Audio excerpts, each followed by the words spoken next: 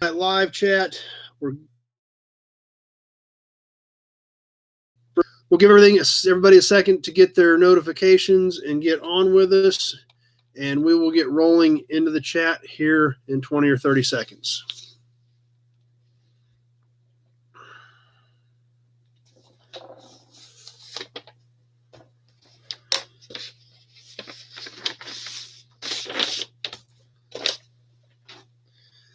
All right, looks like we've got a few people starting to get on with us. As always, super appreciate everybody coming back to hang out with us again tonight. Some cool stuff to talk about. As always, questions, comments, be sure to throw them up there. We'll sure try to get to them. I'm not perfect. I miss a few when we're working two formats with YouTube and Facebook. So trying to do this as usual. Thanks for being back, guys. James from Texas. Cruz is on with us. Joe from Illinois. Billy from Texas. So lots of familiar names already popping up. That's what you do. Not sure why, but it's I'm glad you do because we're having a lot of fun.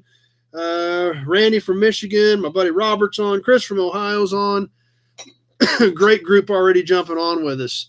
Dan's on with another one of our regulars. Glad you made it back. Glenn from Minnesota, another one of our good friends. Glenn's on with us. Lots of familiar names, which is so great that you guys keep coming back every Sunday and we all get to hang out and spend a little time together. So Dennis is on with us. Chris is back on with us. So as always, I'm sure going to try to catch everybody that I can. It just gets a little hectic from time to time when questions and comments are popping up. And sometimes I don't always get them. So Bill from Pennsylvania is on with us. Thanks for being here, Bill. Jerry from New Mexico. Getting most of the our friend George is on with us on Facebook. James is going to keep coming back. Well, thanks a lot. I appreciate that. Carl from Wisconsin. Scott from Iowa. So what do we got? Don from Nashville. So glad you're on with us, Don. Yeah, we'll see which format works the best tonight. Sometimes that's a challenge, whether Facebook or YouTube is going to feed the best. Leonard in Texas. Carl from Wisconsin. Chris is on with us. David from Ohio just jumped on YouTube. Thanks for being here, everybody. Super, super appreciate it. Still can't believe you do, but you keep coming back. So maybe we're doing something right. And hopefully the system will keep feeding really good right now. Lots of hellos popping up. So Andrew's back on. Glad you made it. Hopefully they'll keep feeding as well as they've been feeding right now, and maybe most people's comments will get through tonight. So Texas just jumped on YouTube. Thanks for being PHY from Texas. Glad you made it as well. And what do we got for tonight? If you're on YouTube, something new on YouTube, I'm eligible for Super Chat, whatever that means. I'm still learning this stuff as we go along, but I got a notification from YouTube. I am eligible for Super Chat, whatever that consists of. I guess it means you can pop up PHY. Okay, just pronounce it as 5. Thanks for clarifying that. I wasn't sure if I should say it that way or if it stood for something else. So thanks for throwing that up there. Lee from New York. My good friend Bill's on in Wichita. Dylan from New York's on Facebook. Carter in Missouri. So that's right, James, that we're here because we like old cars and trucks, and that's the key to it, and that's what makes it fun and makes it great. Tim's in Michigan waiting to get unloaded, so he had time to jump on with us. That's great. Glad you made it. But anyway, if anybody's familiar with Super Chat on YouTube, you can go ahead and hit that too, whatever that means. I guess it means it said you can put little stickers with things and things like that. Not real sure, but that's what it said. Chris from Boise's on YouTube as well. So glad everybody made it. And let's get going tonight and see what kind of cool things we got to talk about. As always, comments, concerns, questions, throw them up there. We'll sure try to catch them. Rocky Mountain Race Week registration opened yesterday. And as expected, it almost as expected. Matt spent a lot of money and a lot of time trying to work on that website. Still crashed it. Hundreds and hundreds of people trying to get in at the same time and just crashed it. Carter, any new international K or KB parts? Not this week. I did look at some this weekend. Do not have a final word on them yet. So possibly. Fi still trying to find his Chevy Celebrity. And that's, there again, Fi, that's where this thing shift is a challenge. But Rocky Mountain Race Week obviously sold out instantly.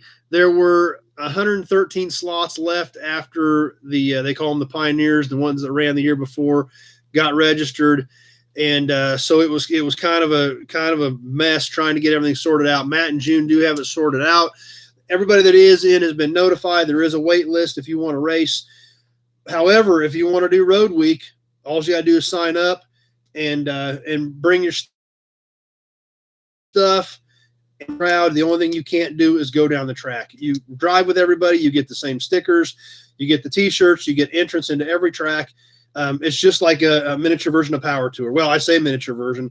Power Tour has several thousand cars. The way this thing's looking at, we may end up with several hundred cars just on road week this year. Nothing on the tailgate for the KB card, or nothing on that yet. So, Fi says we're cutting out a little bit on YouTube. I'm hardwired in everywhere. I'm not on Wi-Fi. So on my end, everything is working fine. Hopefully that's not a system issue we're going to fight tonight. But hopefully it'll clear up. But I'm hardwired into my modem on both computers. So Nate got in. All right. Thanks, Nate. Hope to see you. Nate did get a slot. He's in. It's his first year. Nate, you're going to have a great time. It is an awesome group of people. That's why we stay involved with it every year. Chris from Massachusetts just jumped on.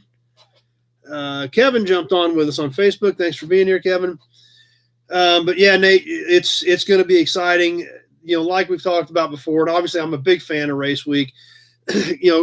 Matt and June are both friends of mine, and a lot of the people involved, a lot of the people on Race Week, we just know from Race Week. My daughter and I, even if we don't do the whole thing, we always try to make it to at least one or two tracks, because there are so many people that we know on it and so many people that we've become friends with that we at least got to go see our friends for one or two nights at the tracks. So my buddy Brent's going to be cruising too with us, and that's going to be exciting too. Like I said, you're going to have a great time as well. The caliber of people on Race Week is second to none. I mean, the level that I've seen, or the quality of people on Race Week, the only thing I've seen comparable to it are the people that go to Bonneville. The guys that run the Bonneville Salt Flats are one for all for one, and that's kind of what it is on Race Week. If somebody needs something, everybody is willing to do whatever they can to help that person. You've got to be a racer to be able to help, or a pit crew guy to be actually working on the car at the track. But somebody's got to loan somebody a part or whatever. Just the stellar group of people. Let's see, Vic from Iowa, Russ from Ohio just jumped on. So that's what's so awesome about it. I mean, the event is great. Going down the track's a lot of fun. But like I said, if you're just going to go hang out and cruise, it's a great time. Fi, the Devil of Bonneville. I'm not sure where you're going with that one, Fi. But I've been to Bonneville one time, and I really liked it and had a great time there as well. But it's so cool that there's everybody's competing, but there's competition there, but letting the group to get through the week is the primary objective, and that's what's so great about it. But like I said, if you don't have a slot or you're not on the waiting list, but you still want to go, jump in on Road Week. It's going to be so exciting. All kinds of different cars, stuff from 6-7 second street cars, maybe some stuff that's capable of fives, all the way down to guys just on Road Week just out rolling in their iron that isn't a race car, just some cool old piece of iron they want to go take out. There's going to be old cars. There's going to be later model cars. I still haven't even bought a car yet. Like I've told you guys before, I'm looking for an 01 or an 02 Ram Air Trans Am and haven't found a car that I'm happy with yet. So my buddy BJ is going to be rolling in his 60 Apache. So that's all that matters. It's just go out, have fun. You're rolling down the highway with hundreds of other people and hundreds of other old cool cars. They've even got a gasser class that specifically states, if you run the gasser class, you've got to be in the spirit of the gasser class. The old school raised front end type setup. if you're going to run gas or class. So that's, like I said, just so much cool stuff all the way up to, you're talking gasser cars with 60s technology, and it has to be strictly stuck in that era of that 60s era technology, all the way up to, like I said, new stuff that's all computer controlled that can run, capable of even getting down to the 5s possibly. I don't know if Larry or any of those guys are going to run this year or not, but just some super awesome stuff. And everybody's there to have a good time. So I'm really excited about it. I know there were some site issues yesterday. I'm glad Nate got in. That's exciting. Definitely hope to see you there and be able to hang out on it. I don't know where you're at, Nate, or where you're rolling in from, but it's going to be an exciting time. So anyway, that's still going. If you want to get on Road Week, be sure to do it, and we can all hang out and have a blast. Another topic I had for tonight. That's right, Dan. I've got 1,400 cars to choose from, but I don't have an 01 or an 02 Ram Air to go with the rest of my Trans Ams. And since that was kind of the last of the breed, or it was the last of the breed, since 02 was the last year, I've always kind of wanted to add one of those to the collection. So kind of what it boils with that. But I guess isn't a want and a need kind of the same thing when it comes to cars? I think it is. We'll go with that. Want and need are equal in the car world. We'll just go with that. That way we've all got plenty more excuses. My buddy Lum just jumped on. We'll definitely see Lum on race week. I know he's going to be there. BJ says I can roll a 63 Nova 4-door if I had to. So, 5 Speed Demon. Yeah, that's an awesome Bonneville car. I've seen Speed Demon run on the flats, and that was pretty cool too. So anyway, stay tuned. Lots more exciting stuff coming up from race week. When it gets here in June, we'll be doing a ton of live stuff, both on Facebook and YouTube. And hopefully a lot of you guys are there with us doing them with me. So Russell from Northern New York just jumped on with us on YouTube. Thanks for being here. Something we touched on last week, and I thought, well, shoot, I'll just get it all out before I forget. When we looked at last week's magazine, we're shifting gears here. We'll go on to the next topic at this point. We got lots more coming about race week over the coming weeks. So Dan says in cars, yes, its needs and wants are equal, but not necessarily when you're married. So Andrew, seems 98 to 02 F-body prices have come down. It seems like they're kind of starting to inch up on a few of them. I've seen a few. I just can't find a car that's reasonably close to me, and that's the big thing. I don't want a 10,000 mile garage queen, to go out and run on race week. And I don't want a 200,000 mile car that's been run into the ground. So finding a mid-range car somewhat close to me is kind of where I've been having trouble. So Ross says he can't be there in person, but he'll be there in spirit. But that's all right, because we'll be bringing you lives. There's going to be a lot of cool stuff. There's a lot of YouTubers on race week. My buddy Cole Reynolds will be on race week. I know he'll be posting a lot of content. Our good friends, the Taylors, with Alex Taylor, riding with Alex Taylor, they'll be on it, I'm sure, as well as Cletus and some of those other guys. So there's going to be a ton of content coming out that week. Lum's bringing the G8, so that's a pretty quick little car too. So, and I know he's going to be there hanging out, and I know we're going to have a great time too. So, just like I said, lots more to come on that. So we'll have a lot more information as it comes available, as things get closer. There's going to be a lot of cool stuff coming out. William says, take the 93 Impala I just got. Actually, that's just a Caprice, and it's a 305. So and we do want to run the car. We do want to run 14.0 class for my daughter. I'm going to let her drive. So I need something that's going to be a little quicker than that. However, we could pile a lot of people in that Caprice and roll it. It'd be a lot of fun, that's for sure. Robert says he can justify it with his wife if it has a bow tie. Now, a lot of you don't know Robert, and most of his stuff has a Pentastar on it. He's got a few bow ties, but he's primarily a Pentastar guy. So, anyway, Scott just jumped on with us. Our friend Scott from out in Western Kansas just jumped on YouTube.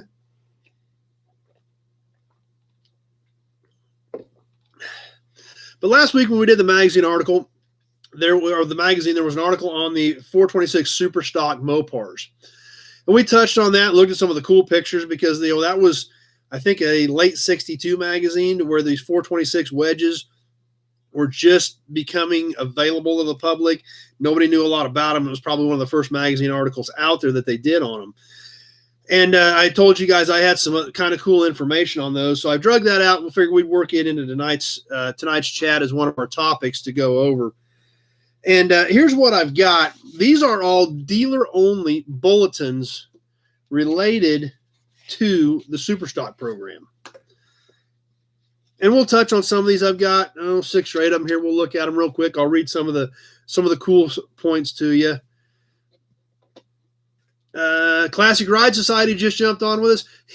He's actually in the shop working on his 70 Pontiac as he's jumping on with us. So, well, glad you still made it. I'm glad you got to hang out with us for a little bit. This bulletin is from the Dodge division, November 28th, 1962, to all Dodge dealers. Subject, Ram Charger engine package. And these are the original bulletins. These are not copies. These came out of a couple boxes of literature I bought at the Wichita Swap Meet several years ago. Just walking around checking stuff out, and this guy had a couple boxes of just old TSBs and dealer bulletins and things like that. And I started kind of digging through them, and I seen a few of these. I was like, well, that's pretty cool stuff. So I just bought both boxes and then sorted through it later on, and that's how I found this stuff. Ross says his wife okayed it with him to buy a Nova as long as he buys it with his money. So Brent says he can juice the Nova. I don't know if juice is even going to help the Nova out to get to that. Mick got his hood in for his 59 Chevy truck. Glad it made it there safely. Sometimes you wonder, but so far I've been having pretty good luck with shipments lately. So glad that made it. But anyway, on this Ram Charger engine package bulletin, November 28th, 1962, I am sure you are aware of the outstanding success of the 1962 Dodge with the Ram Charger engine package. This engine attracted the attention of automotive experts and racing fans throughout the country and was responsible for Dodge establishing 4 new NHRA records. So this is stuff that they wrote in 62 going out for the new to promote the 63s. Fi is looking for, it's an 88 Chevy Celebrity Fi. I do have one of those actually. That's still mostly intact. It's not a great car, but it's definitely a good parts car if you did find a decent car. I think it's actually even an 88. I think I had it on an earlier video, as a matter of fact, if you wanted to catch that, check that out. But the 1963 version of this Ram Charger engine package is now available for immediate production. The engine has a 426 cubic inch displacement instead of 413. One version of the 1963 engine has an 11-to-1 compression ratio. Prices for this engine are outlined in price bulletin dated October 2nd, 1962. So the other kind of interesting thing, since we are car fans and racing fans, also available on a limited basis is the 13.5-to-1 compression ratio version of this engine. This engine is designed and manufactured strictly for competition events, and Dodge division will not supply this engine for anything but events of this type. Prices for this engine are available from your Dodge regional office. The Ram Charger engine package is not available on police or taxi models. Power steering, power brakes, 4-speed manual transmission, or air conditioning are also not available. Attached are standard specifications of the engine. So that's kind of what it had on the back sheet of this bulletin.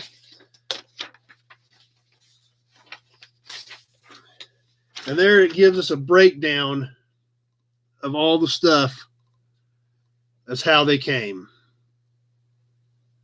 67 Tempest rear seat for a 67 Tempest convertible. Do not have any convertible back seats for 66 or 67 A bodies at all. So this is kind of cool how it breaks it all down. The standard specifications of 426 cubic inch, dual 4-barrel carbs, short ram intake manifold, special heads, mechanical valve gear, special large dual exhaust system, so dual breaker distributor, all kinds of cool stuff that we get into on the 426 Superstock or Ram Charger package. And obviously high capacity radiator, big fan, hand choke, heavy duty alternator and battery, 391 sure grip, 8 3/4 inch differential. So stuff there. I'm gonna butcher this name, I'm sure. Cassiano maybe jumped on with us on Facebook. I apologize. I'm sure I probably butchered that, but I didn't want to miss you. So the next bulletin we've got, link on the 88 Fi. You'd have to go back through my other videos, and I'd have to see if I can find it. I don't remember when I did that. It came in sometime last year, but I've probably got it in the title of one of the videos as well, so you might be able to search that way. This next bulletin, we're into 1963, March of 1963. This is something else that's kind of interesting. All Dodge dealers, lightweight front sheet metal for the Ramcharger Dodge. Something that's kind of cool, that obviously the lightened cars, they did anything they could to take weight out of these things, and everybody did it all the way to the extreme of Pontiac with the Swiss cheese Catalinas, where they literally drilled holes all along the frame to try to lighten those cars up. But this is kind of cool. It breaks down the sheet metal package. A lightweight front sheet metal package is now available as a maximum performance option on Ramcharger Dodges. This package is to be ordered by special order means and is available only with a 13.5-to-1 compression ratio Ramcharger engine, and only available in the Dodge 330 two-door sedan, the Dodge station wagon, and the Dodge 440 two-door hardtop. The price of the sheet metal package: factory wholesale, $500. Factory retail, $625. Delivery, $50. So manufacturer suggested retail price for the lightweight sheet metal package was $675 in 1963. For $675, you got aluminum right and left front fenders, aluminum hood with air scoop, aluminum front bumper and supports, aluminum front bumper dust shields, and front and rear floor carpets without jute backing. So basically just the carpet material, no sound deadener, nothing else to add any weight.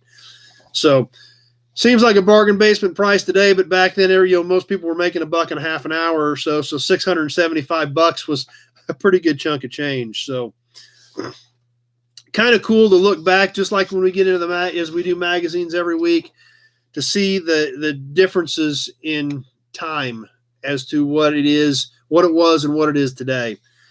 So kind of interesting. The celebrity, I've got it in sometime last year, Fi. I'm not 100% sure when it was. So Russell's asking, anybody have knowledge of the adjustable torsion ride control? If so, is there a way to alleviate it? It depends on I'm not sure what you're talking about, Russell, or what kind of vehicle we're talking about, or whether anybody else on here may have some knowledge of that. Robert, our good friend Robert, said he saw a bulletin one time encouraging Chrysler dealers to sell the automatic behind the Hemi because the 727 held up better than the 4-speed did. I'm sure the 4-speed probably broke a lot more other parts than the cars with automatics did as well. But 56 Packard Executive. Anybody have any knowledge of adjustable torsion ride control on a 56 Packard? Russell's looking for help with that. So anybody's got any knowledge of that, I'm sure he would be interested in that. The hood air scoop is designed to direct cool outside air into the carburetors, thereby affecting a gain in engine power output. As on all subsequent Ramcharger-equipped cars, the 59 amp-hour battery will be replaced by a 90 amp-hour battery, which will be located in the right side of the trunk. On station wagons, it will be mounted in the right rear quarter panel. So, kind of cool to think about how these provisions were put out there, how the dealers were notified, and to think about, how these cars are, so valuable and put on a pedestal today, and to see how they came about and how the dealers dealt with them. Let's see. The next one we had is from June 20th of 1963. This was, to all Dodge dealers, improved 426A cubic inch engine. This one has a little bit different Chrysler Motor Corporation. So the improved engine, effective with late June production, Dodge Division will manufacture a revised and improved version of the 426 cubic inch engine in both the 11:1 and 13.5:1 compression ratio. The designation of this new engine is the Ramcharger 426A, and its improved performance results from increasing the air handling capacity of the induction system. New carburetors and camshafts are among the changes, with refinements also being made in the intake manifold, cylinder head, and air cleaner support plate. So obviously they just went through the top end to make these things breathe better, is what it sounds like. So this one actually came with a price bulletin, which is kind of interesting. So, oh no, actually this one got mixed up. This price bulletin, no, this is a revised version of it. So this does go with this one. This is a revised version of the price sheet from the last bulletin. Revised June 17th of 1963, which came with this June 20th bulletin.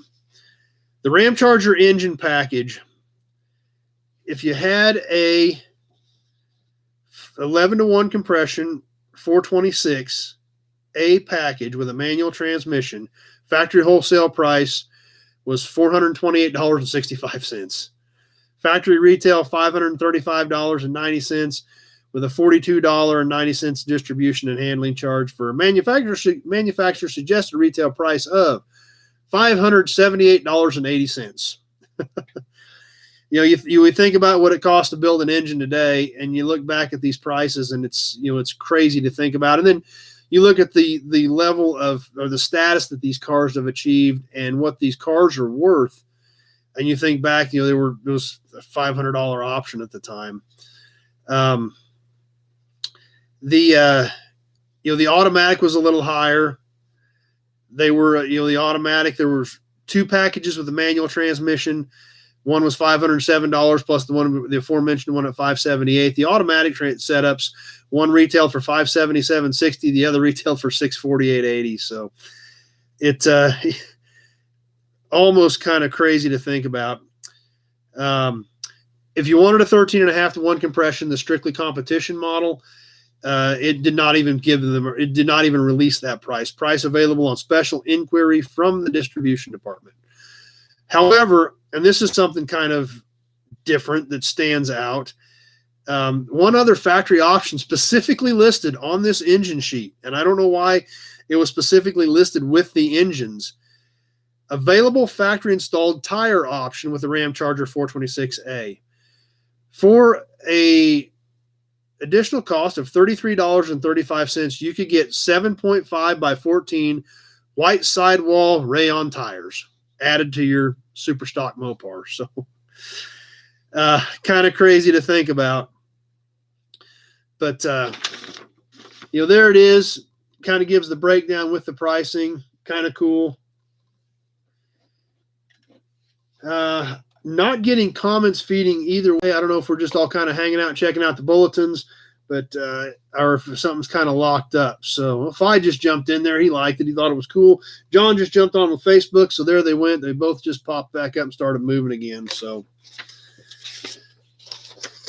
Fi just says everybody's looking, so that's perfectly fine. I'm glad you are, and I'm glad you're still hanging out. So a couple more of these we'll catch before we get into tonight's magazine.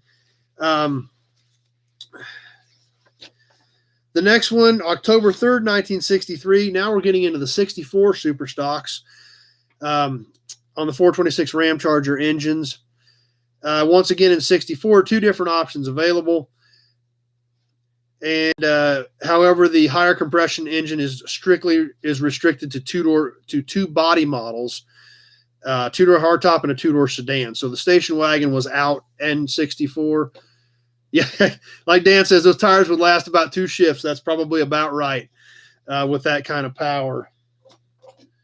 So this is kind of a cool bulletin, and this just breaks down the changes coming for the 1964 versions of the Ramcharger package on the 426 super stock cars.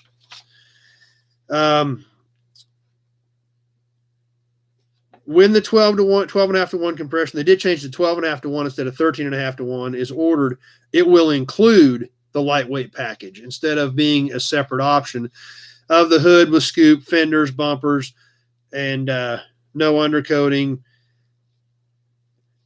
All the silencer pads and all the silence and weight stuff will be removed. And the lightweight package is not available at all on the 11 to 1 compression ratio engine in 64. So 2 axle ratios, on the 12.5 to 1 compression, you got a 456 gear. 11 to 1, you got a 391 gear. So just kind of a breakdown. However, there is one, the last paragraph is kind of interesting. The warranty coverage. The warranty coverage in the Ram Charger engines remains the same as in 1963. The 12-month or 12,000-mile vehicle warranty coverage and 5-year 50,000-mile powertrain warranty coverage will not apply. Shockingly, will not apply to any vehicle ordered with these engines. So that probably comes as a surprise to nobody here that's watching tonight. So, but it's very interesting to note that that's how they had it on there. Ross, yep, sleeper shag and wagon. That would definitely be a sleeper if you had a 63 Dodge wagon with a super stock 426 in it. Next bulletin we've got October of 1963. Subject: Plymouth Superstock 426 maximum performance engines. Let's see what they had to say about these. Cars equipped with these engines are intended for use in supervised acceleration trials. They are not intended for highway or general passenger car use because of the compromise of all-around characteristics which must be made for this type of vehicle. So obviously that doesn't surprise any of us that are sitting here tonight either. But it says the Chrysler Plymouth division offers as optional equipment on designated Plymouth models a maximum performance engine. These engines are known as Plymouth Superstock 426-3 maximum performance engines. So lots of cool stuff, kind of a lot of the same type of things we've been catching on some of these other ones, so we don't want to keep reading through all the same stuff. But something else, and this is a lot of things here that, you know, these were going to the dealers to help educate potential customers on these. And here's some interesting tidbits on this one. A high idle speed is required to ensure adequate lubrication, minimize roughness, and keep engine from stalling. A long-duration camshaft causes a rough idle and poor low-speed response. No intake manifold heat control. The engine will be slow to warm up. Higher than normal oil consumption will be encountered because of the increased lubrication of the valve train and cylinder walls. Carburetors are calibrated for maximum power, and a high numerical axle ratio is used for good acceleration. As a result, the gas mileage is considerably less than a conventional car. So they were definitely trying to cover their butts with this and try to get the information out there to hopefully educate anybody who was interested on here. Fi has to bail off with us. Glad you made it on for a while tonight with us, Fi. Engine noise would be objectionable due to increased piston clearance and mechanical valve tappet clearance. The ignition system is designed for optimum engine output and must be kept in top condition. This makes it necessary to inspect, adjust, and replace the spark plugs, ignition points more frequently than would be on a standard engine. On cars equipped with automatic transmission, band adjustment must be made frequently. Due to performance characteristics, maintenance and operating expense will be high, since a premium fuel is required and frequent oil changes are a must. So there again, all consumer education stuff that they had to get to the dealers to hopefully make sure everybody was on the same page with this package if you were going to order a super stock deal. So that's kind of, and you know, there was a lot of that other stuff in there similar to what the other forums we've been checking out have said. So let's see. Now, here's something else that's a little bit different. Released March 2nd of 1964.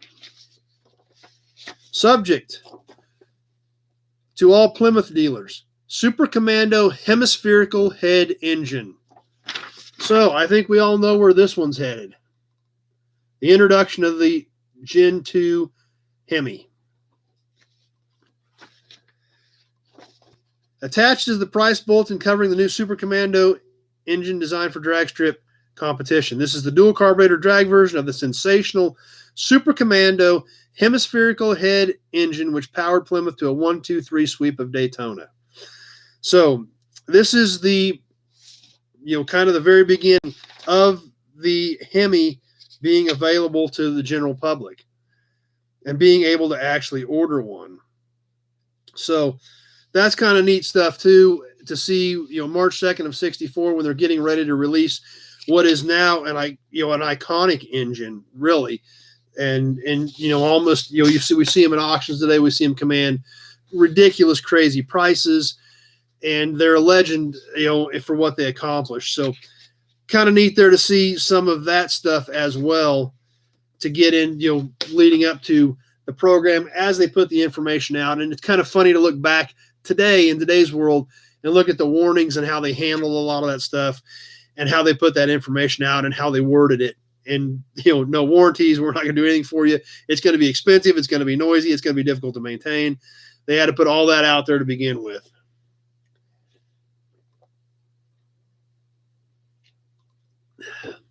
So something a little different. We haven't gotten into much like that in the past. So, but that's right. Dan says fancy language to say bad to the bone. And that's kind of what it amounted to.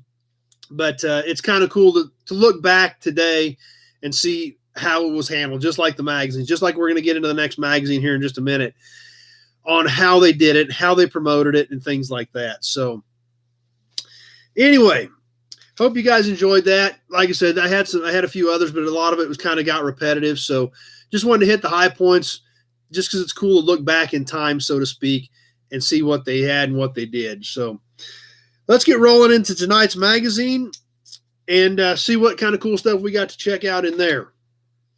Tonight, we're going to step up to January of 1969 with a magazine called Car Life.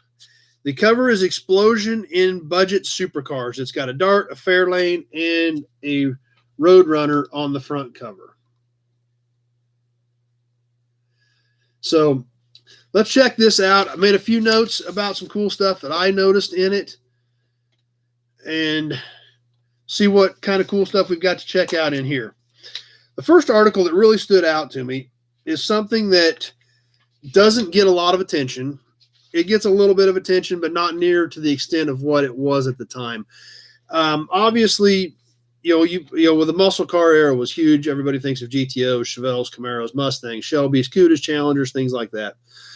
That the big three put out. However, there was a fourth, AMC. So this has an awesome article on AMC's race cars. Jim just threw a share up there on Facebook. Thanks for the share, Jim. Anybody else wants to throw a share up there? See if you've got any other friends that want to jump on with us to hang out tonight. But how the pros compete with Javelins and AMXs. Great looking picture with the red, white, and blue AMC stripe. And there's so much neat stuff in here that I'll have to show you the pictures to really understand, because AMC did have a performance division. They worked with what they could. They did with what they could with what they had. Chris says Roadrunner was car of the year in 69. So was probably announced shortly after this magazine was put out. So, but it talks about some of the specific race teams right there. We'll go through a couple of these real quick. They had the Javelin Trans Am Series team, 2 cars powered by 290s, 290 AMC V8s, 4-speed manuals. They had, and this is something I didn't even know. I may have heard about it before, it seems like, but I'm not sure. Craig Breedlove's Bonneville Speed Spectacular Javelins. They had 3 of them. They were 343 AMC V8s, punched out to 373s, 4-speed manuals, and they had a specific spoiler that Craig Breedlove designed on the above the rear window. So that was something kind of different. And they also built a Bonneville AMX under Craig Breedlove with a 401 in it, an experimental 401. So Ironhead Garage just got on with us. Glad you made it. So that was kind of cool that they actually sent an effort to Bonneville that year. Ron Root's Super Stock Javelin with a 390 AMC 4-speed manual and factory handling package on that car as well.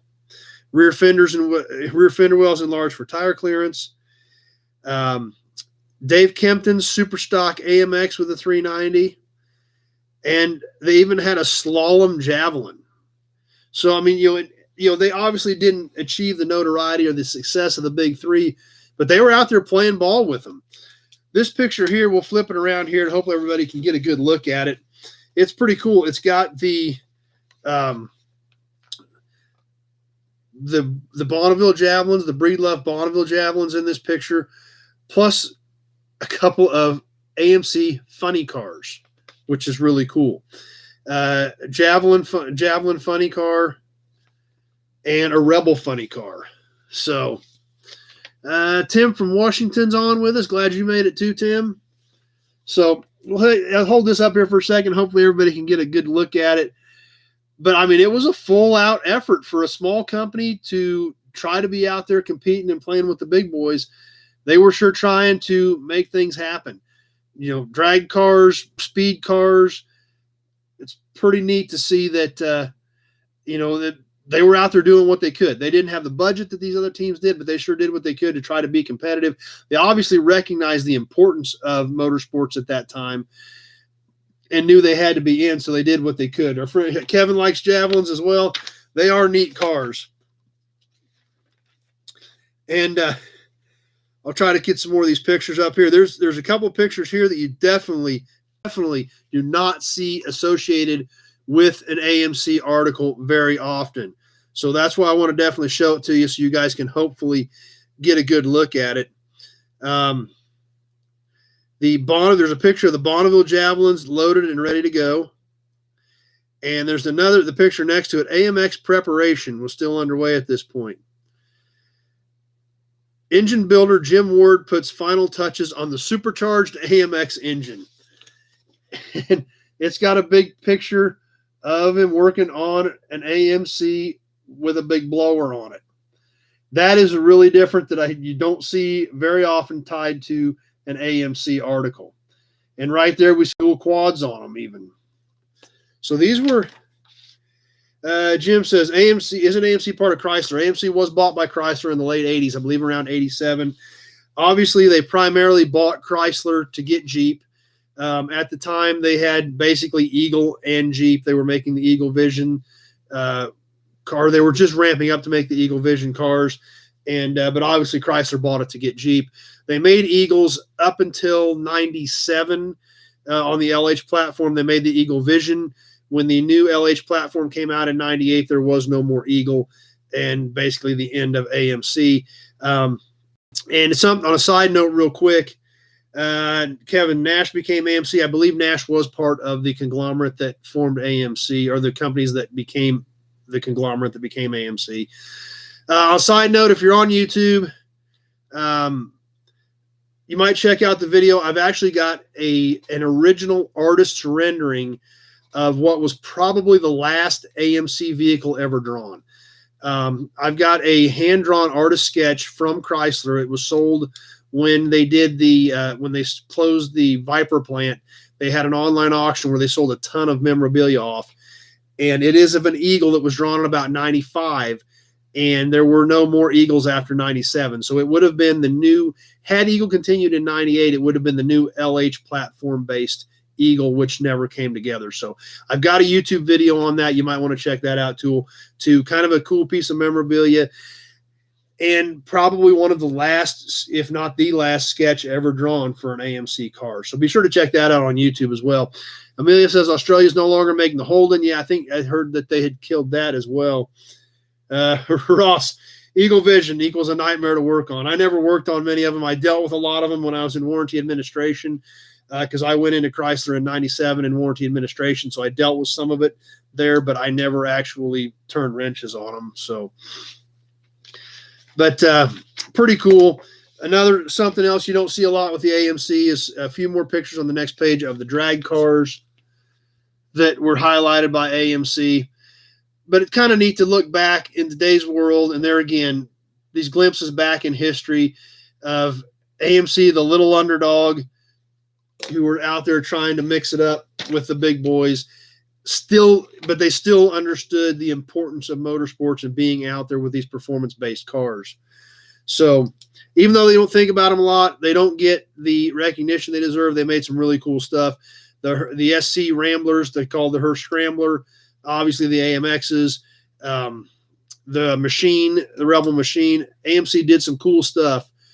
And what's even more impressive is they did some cool stuff with having little to nothing to work with, really. So it's cool. It's always cool to check that stuff out. Another cool article. I just got a haircut, Mike, a couple weeks ago. I'm good. My buddy Mike always says I need a haircut. Always. Something that was kind of interesting in this article, though, because of the importance of it today, is turbocharging. The red-hot promise of turbocharging.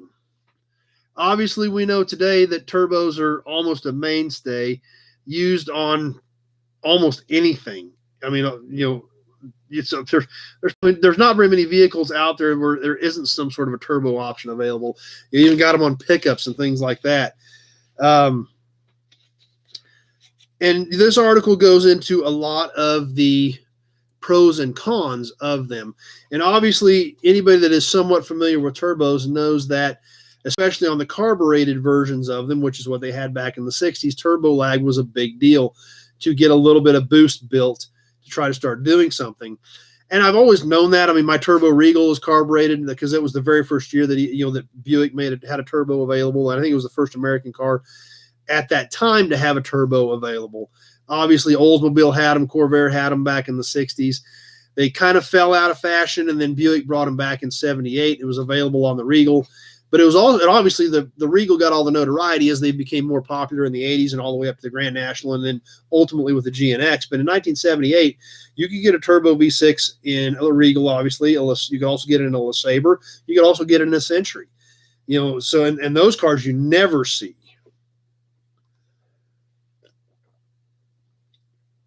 But what I found interesting about this, the most interesting about this turbo article, was that the biggest thing at the time was availability.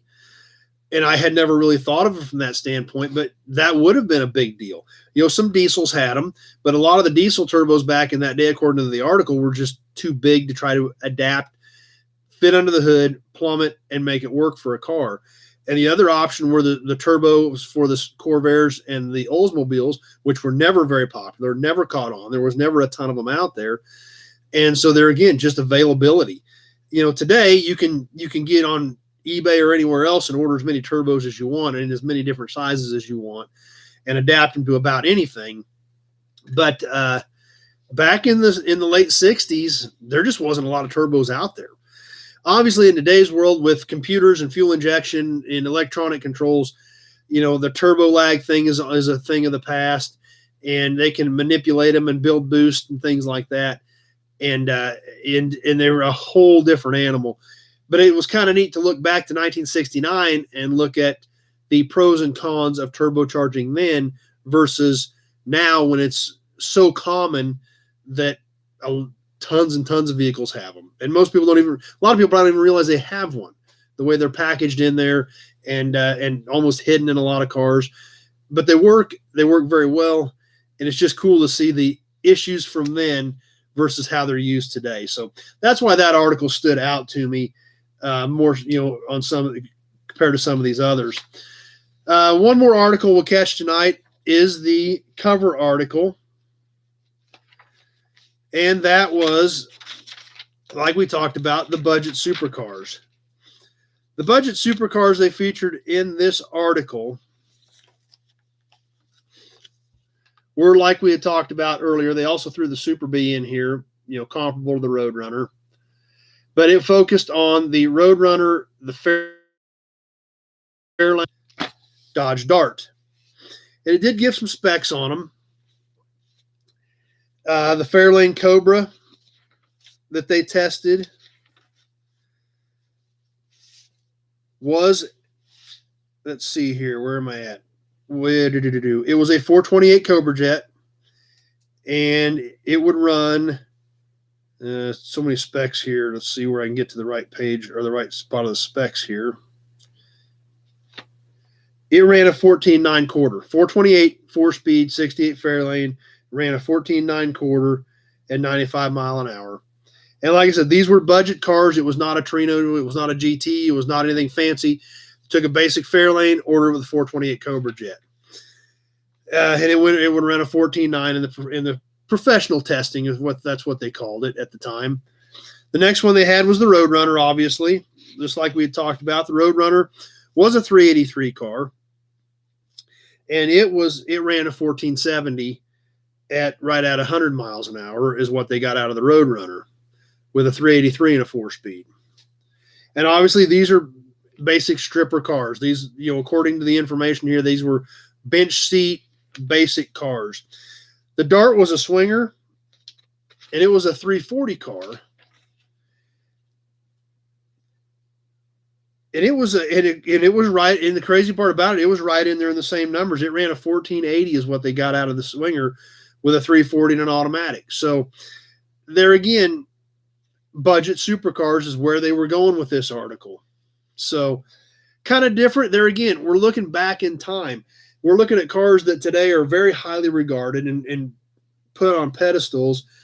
Back then, they were just normal cars. This is the stuff you read if you were interested in one and wanted to go check out maybe buying one. If you were looking for something you could go out and play with but had a budget, you read this article. That's where you got the information. That's where it broke down the details on them. So something kind of cool there. But that's what I picked out for articles for tonight in this January 69 of Car Life. And as always, we definitely want to check out the ads because this did have some nice full color ads in this issue as well. Inside the front cover was a very nice ad. The 1969 Buick Stage One. Now, this was obviously the first year for the Stage One package on a Grand Sport. A really good looking full color ad that really stood out to show off the new Grand Sport and the Stage One package that was obviously newly available in 69. The next ad is black and white, but it's so cool. I've got to show it to you guys. Dr. Oldsmobile. Don't move. Dr. Oldsmobile is about to turn you into a W machine. Now, if you remember, they had kind of the mad scientist type motif going on, and definitely shows it in this ad with the black and white, the smoke, the mad scientist look, the assistants, the tools laid out. So there again, that was one of their marketing ploys, and it definitely is different. It definitely catches your eye because it takes you a second to kind of figure out what's going on with the ad to realize it's for a Cutlass. Let's see what else we had. This next ad's kind of cool. It's not for a car, but it's for a really cool accessory. It is the Muntz car stereo. Looks like they've got an 8-track version of it shown there. There again, aftermarket radios were still a fairly new thing. Stepping up your sound system was coming about in the 60s. Not a lot of people had it. Today it's pretty commonplace. A lot of big stereo shops do all kinds of different electrical accessories to, different touchscreens, TVs, stereos. But, this was a pretty big deal to have aftermarket stereo, especially if you needed to step up to an 8-track player. So, the Ironhead Garage likes the ads. They are some cool ads. The Nervous Fawn, watching from Australia. Glad you made it on tonight, Australia. Always love having our viewers from, obviously we love our viewers in the country as well, but it's always cool when we've got a few from out of the country that are jumping on with us too.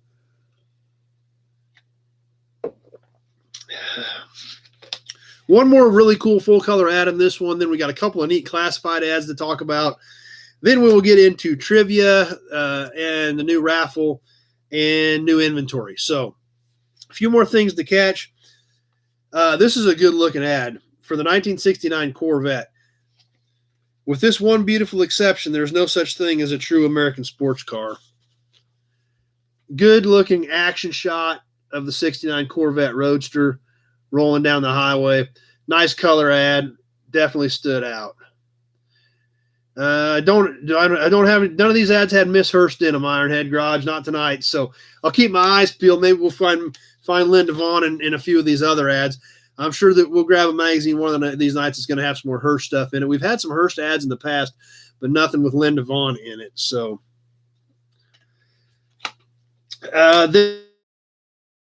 they did have a scene as well. A couple of those we'll catch tonight real quick. Had a really high dollar car in this ad. I was really shocked to see this ad and actually have something with a pretty heavy price on it.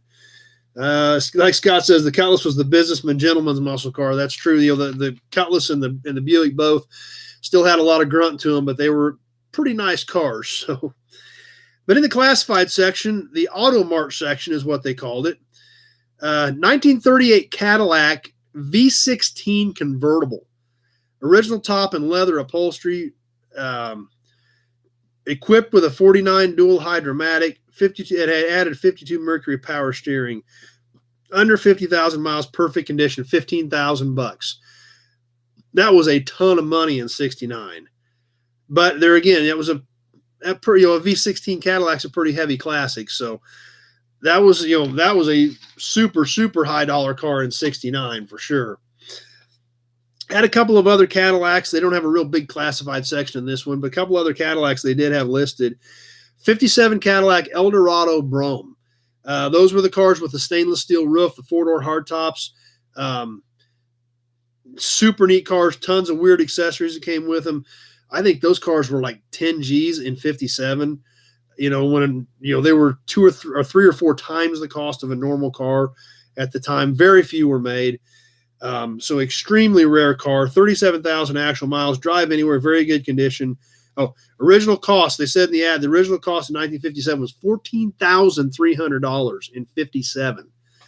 I think that almost bought you a house in 57. But they want $2,575 for it in 1969. So there again, definitely something crazy to think about because those cars were absolutely amazing cars. So that something else kind of different to think about in today's world. And the same person also had a 58 Cadillac Eldorado Baritz for sale, all original equipment, full power, driven every day, excellent condition, $1,350 for a 58 Eldorado Baritz. So just crazy to think about. And we flipped the back cover. That's right, Robert. They basically it was the American Rolls Royce. Eric V16, a hood must have stretched for miles. And Cadillac made V16s for several years. It was available for 6 or 8 years, maybe even 10 years. The V16 was available. So, but since I flipped the back cover, we'll throw and show this ad too. Mercury Cyclone Cobra Jet. What do you want on your Red Hot? And they even had the whole back page in kind of a dark red, orange color motif to show off the new Cyclone. So definitely something different there too. But the advertising back in the day was so epic and so great. They wanted it to stand out. So they had to do something different shots, different angles, different themes, different quotes to get your attention. So let's see. Looks like we're caught up on comments for the time being. And what else we got coming up? We've got to do trivia. We've got to get ready for the new raffle. We've got some new inventory coming up. So let's get to some trivia tonight. Tonight, we're going to send the winner another oil can. This is a metal can from the Javelin Motor Oil Company. It is metal. It's got a little rust around the top, but right here where we want to see our name and our logo doesn't look too bad considering its age. So we're going to fire this one off to tonight's winner on trivia. Tonight's trivia question. The other night, I got another load of cabs in, and see who was paying attention to one of them. This might be a little tricky, but somebody may have remembered it right off the top of their head. I had a 48 to 50 era Ford cab. What series was that truck off of? What series was that truck that cab came off of? So as always, I'll keep an eye on both pages for the first correct comment as the system feeds me. So the first one I see is going to be our winner. Please bear with me if the systems don't feed correctly or don't feed very quickly, because we have run into that before. So I'll keep an eye on both formats for the winner of what series was that 48 to 50 era Ford truck cab from the video last week. So on Toy Tuesday, I've been doing obviously we've been doing some stuff. We did a bunch of Texaco stuff last night, and we're getting close, Mick, but that's not correct. Scott's not correct. I'm still watching for the wait a minute. I think Mick is right. Mick is right. I wrote my notes down wrong. So Mick is our winner tonight. That I wrote my notes down wrong. So Mick, you can give me a shout after we get done, and I'll get this fired off to you. So that was my fault. I jotted that down wrong, but you're right. Let's see what else we got here. Emperor Palpatine. His grandpa had a Napa store in Hutch, about 50 miles from me, and he had a bunch of cool promotional stuff too. That's part of what we like to do on here. So is the old promotional stuff. A lot of the memorabilia, we do a ton of that stuff. So speaking of which, that's where we were going with Toy Tuesday. The last several Toy Tuesdays, and I've done it before too, is the enamel badges that I've got tons of. I don't know if you guys dig them or not. I sure do. I've got a lot of them. I bought tons of them out of a collection in Missouri of all different makes and models and things like that. So I've been working some of those in with the Toy Tuesdays, because they're great pieces of memorabilia and super cool deals. So what we're going to do this time for the raffle, it was an F5, Vic. I'm pretty sure Mick got it right. I think I wrote it down wrong, but I'm pretty sure it was the F5 on that one. So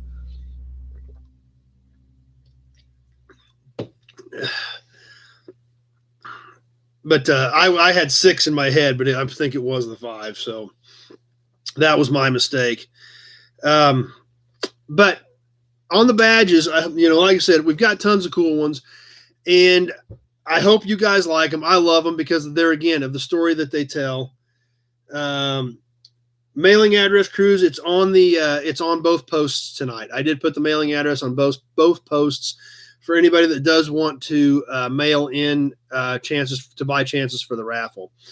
So, Eric's got Pierce Arrow badges. Those are awesome. I don't even have a Pierce Arrow badge, Eric, because that's great stuff. The big fancy luxury cars, those are really tough to get, and they're great badges.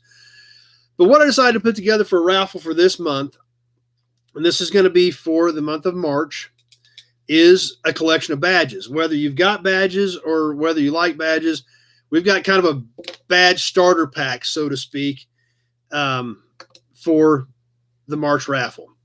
I've got 7 badges in this package. The winner's going to get 7 badges.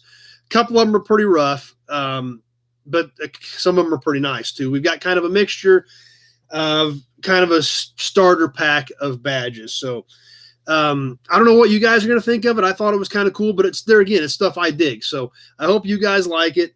We'll see if anybody buys chances for it, I guess. If nobody buys any chances for it, I'll know you didn't like it. But here's what we've got to start off with, to show off for the raffle for this month. We'll start off with a couple of the rougher ones, and we'll work up to some of the others. Now, the winner's going to get all 7 of these badges. As always, it's going to be $1 a chance. If you send me $5, I put your name in the big Buick can 5 times. You send me $10, I put it in there 10 times. You send me $20, I put it in there 20 times. So, and then we'll draw at the end of March. So starting off with a couple of the rougher ones, you can still make them out though. So the first one, that's what Jason says. Who wouldn't like badges? Well, I don't. I know I love them, but I hope you guys like them too. First one, a little rougher, but you can still make it out. the Dodge Brothers badge with the star on it. You can still make out the wording, but a lot of the light blue is chipped out of this one.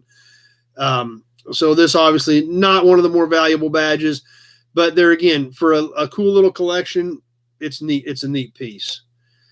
Another badge we've got, this is also a little rougher. Some of the background is chipped away on this one. We've got an Oldsmobile badge that we're going to throw in there. Probably early 30s, I'm guessing, somewhere right in that vicinity. The next badge we've got, and this is also this looks pretty clear though, is a Plymouth badge. And I'll try to post a picture of these here next week as we kind of work through these. I'll actually get a picture of them, and so everybody can study them a little better and check them out. The next badge we got, not a real rare badge, but still a cool looking badge, is the old Ford Model A. Couple chips in this one, but really great blue on it. You know, these aren't extremely rare. These are, you know, out there, but they're also a great piece. You know, and the thing about badges, you can do anything with them. You can put them anywhere. You can put them on a little plaque, hang them on the wall. You can stick them on your toolbox. You can stick them anywhere, and they're just great pieces. Next one is a Chevrolet. We got a Ford. We got to have a Chevy, right? About a 29, 30, 31 era Chevy badge. Few chips in this one, but pretty decent color. Next one we've got is a Buick badge. This is a pretty nice one. A couple of tiny chips in this one, but this is a really good looking badge. Nice colors, good script on it, good looking badge. Russ has got to jump off with us. That's glad you made it for at least part of it, and definitely hope to see you on the next show, Russ. So Anna just jumped on with us on YouTube as well. So that's 6, and the last badge in this group of 7 of the badge collectors pack that's going to be raffled off this month is a really super cool Triple Diamond International. These are great looking badges. This one has some scuffs and scratches in it, but nice color, nice lettering. So good looking badge there. Craig just jumped on YouTube as well. Thanks for being here. So that's what we've got for the raffle this month. And like always, like I said, you can PayPal me, you can send me a check or money order, whatever's easier for you. $1 a chance. Whoever, Eric likes the international badge, so the international badge is great. It's a super good looking badge, and I really like them. So it's a neat piece, and I hope whoever wins this stuff is going to really appreciate it. I hope you guys like it. It's like I said, sometimes that's a little bit different. I want to do different things, but I never know if everybody's going to be into it. So the badges are something kind of cool, and something kind of different. And I hope you guys like them. Like I said, $1 a chance, however many chances you want, I'll put you in the bucket for that many. So I'll put those in a little box. We'll check them out every week. I'll post some better pictures of them so everybody gets a chance to look them over good. And we'll show them over the next couple weeks before we get ready for the raffle at the end of the month. I haven't looked to see what day is going to be the best day to do it, but I'll announce that next week as to exactly what day we'll give them away depending on how the end of the month falls. And then hopefully start a new one for April. So anyway, that's what we've got coming up for the raffle. New inventory this week. I did pick up one truck this week, and it's a really great truck. 1949 Chevy pickup, 3/4 ton, 3600, 5-window, custom cab. No motor in it, but otherwise almost totally complete. Missing 2 hubcaps other than the motor. Still got 2 of the original chrome hubcaps. Jason took his badges and mounted on an old piece of barnwood. That'd be cool. Lee likes the Chevy and the International, so be sure to get in there and get your chances for this stuff, because somebody's going to win them here in a few weeks. So, but this 49 Chevy pickup that I just got, like I said, custom cab, 5-window, chrome grille, chrome hubcaps, except it's missing 2. Still got 2 of the original hubcaps.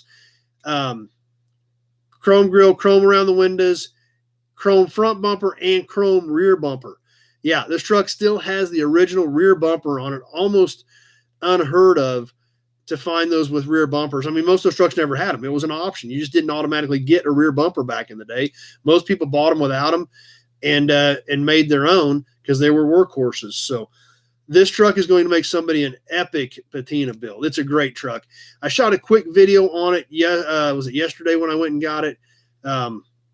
Had a little wind noise, so I just did a real quick walk around on it. Well, I'll get you a better video. I'll get that video posted hopefully sometime this week, and then we'll do a good walk around on it when we get done. You can make the check to me or to Nobody Else's Auto, Terry. Either way, it's 6 of one, half dozen of the other. So whatever works for you guys that want to send in check or money orders, you can make it out to Chad or to Nobody Else's Auto. Just make sure you put a note in there that it's for the raffle, as well as your information. So I've got all of it. So that's right, Eric. Trucks were commercial use. You know, the rear bumpers that they did have, there's nothing to it. You know, I mean, you couldn't do anything with it. Most people didn't even want the rear bumper because they had the bumper that's on it. You couldn't do anything with it. You had to build, if you were going to use the truck, you had to build your own bumper because this bumper that's on it, it wouldn't hold anything. I mean, I don't think you could tow a lawnmower trailer with it. There's nothing to it. It's just a flat piece of metal hanging off of 2 brackets off the back of the truck. It almost looks out of place, really. That's right, Scott. Most farmers made pipe bumpers, and so that's what happened. Dan's a Badge fan as well. So good. I'm glad you guys are liking the badges. I wasn't sure if we get good feedback with the badges or not, but you know, I should know better. You guys are all gearheads, and that's why we're all here. So I should have known better. I was just a little curious until we threw it out there. So this Chevy pickup's a cool ride. So hopefully I'll get some more info out on it soon. And new videos this week. I doubt I'll have that ready for a good walk around on it. So we'll shoot some more stuff in the yard, maybe get you another video or two from the new yard as well. Tons of stuff going on this week. I've got a bunch of stuff to look at this week. So we may have a lot of new inventory news next week. We'll see how things go. But I know I've got a couple things I have to pick up this week and a bunch of other stuff working. So we'll see if some of that comes together. We may have a lot of new news next week. So Russell's getting ready to jump off. Glad you hung out with us most of the night, Russell. We're getting close to wrapping up here anyway as well. So glad you hung out with us for most of the evening.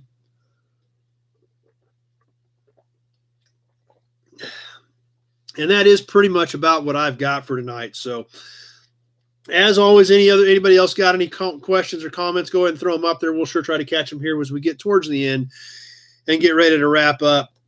So stay tuned. We got more new videos coming out this week. Tuesday night, of course, we'll do Toy Tuesday live on YouTube. And I'll dig out some more cool memorabilia. We'll grab a few more handfuls out of my badge collection and check some of that stuff out as well. Like I said, we'll get you some new videos of the yard. I've been doing it now that the weather's starting to break. I'm getting a few things sorted, getting a few things put in their groups, getting ready to start integrating some of the inventory from the new yard into the rest of my inventory. So thanks for the kind comments, Bill. Kevin, the weather here has been beautiful. It's been absolutely amazing. Hope it stays that way. And so I can get some more work done. And I'll tell you what, if I buy half the stuff I got to look at next week, it's going to have to stay calm so I can get some of this stuff drug in. Because some of this stuff, if it gets wet, I can't get to. This pickup I got yesterday, it was pretty much, you had to go through the farmstead, around a couple tank batteries, and clear out in the middle of the section of ground, to even get to the truck. So there again, there's no way I could have gotten to this thing if it had been wet because it was clear out in the middle of a section of ground. But fortunately, we got in there and got it loaded up, sucked right on the trailer, and got it out of there and got it back to the yard. So thanks, Randy. Appreciate the kind comments. Same, Craig. Same with you, Craig. I appreciate the kind comments with you guys watching the videos. Still amazes me that this is part of what I do, and then the fact that all of you come back every Sunday night and hang out, and are part of this community that we're building here. Jess can't wait to see it. I know you can't wait to see it because you can't wait to see any of these old trucks, which is great, and that's why you're here, Jess, and that's why we love you. So it is a neat old pickup. So we'll get you some more of that, and hopefully we'll have a lot of new stuff to talk about next week. Oh, and I didn't realize that. Kevin said time springs forward next week too. I can't wait for that to be here to get us a little more sunlight to hang out, to get some more things done. Tim got his can from last week. Great. Glad you got it, Tim. Hope you enjoy it. Put it on your shelf, put it in your shop and look at it. I mean, it's all the stuff's for us to look at, but it's cool to look at. I mean, that's what a lot of it boils down to is it's always fun. Scott always has a good time on Sunday night with us, but it's, the fact that it's a good time isn't because of me. It's because of all of you. You guys are the reason it's a good time. I'm just the lucky one that gets to sit in front of the computer and hang out with you all. So that's what my job is. And I can't thank you guys enough for coming back and hanging out with me every week. So stay tuned. More stuff coming up. We'll go ahead and wrap this thing up. I got to get a few more things done yet tonight. I got some other computer work to do. I'm sure a lot of you guys have other things that you need to be doing.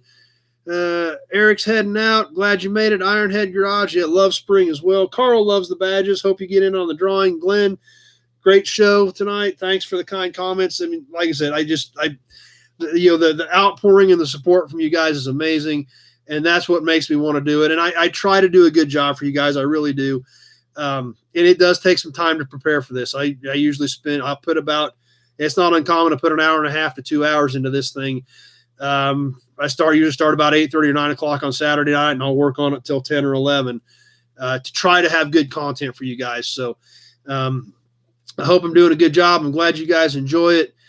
And there again, lots of support popping up, and I really appreciate it. So we'll go ahead and bail off. We'll get some more cool stuff worked up for next week. Thanks for stopping by. Be sure to check out the new videos this week. And I'm the pilot and you guys are the passengers. I don't know if I'd go quite that far. I haven't had very many flying lessons. I've had a few, but not very many. So speaking of which, real quick, since Kevin brought that up, I've got some other cool videos of when I took a ride on a B-17 bomber. I may try to throw some of that stuff up too if you guys are interested in any of that. We took a ride in a B-17 a few years ago. I need to put some of that video up too. So thanks for watching, everybody. And I'll try to get some more cool stuff put together this week. As always, questions, comments after the fact, just give me a call. The numbers are on the pages. The PayPal information and my mailing address information for the raffle are up there. And we'll see you next week. We hope to see you Tuesday night on Toy Tuesday. If not, we definitely hope to see you back here. Same time, same channels, next Sunday night for Sunday Night Live Chat.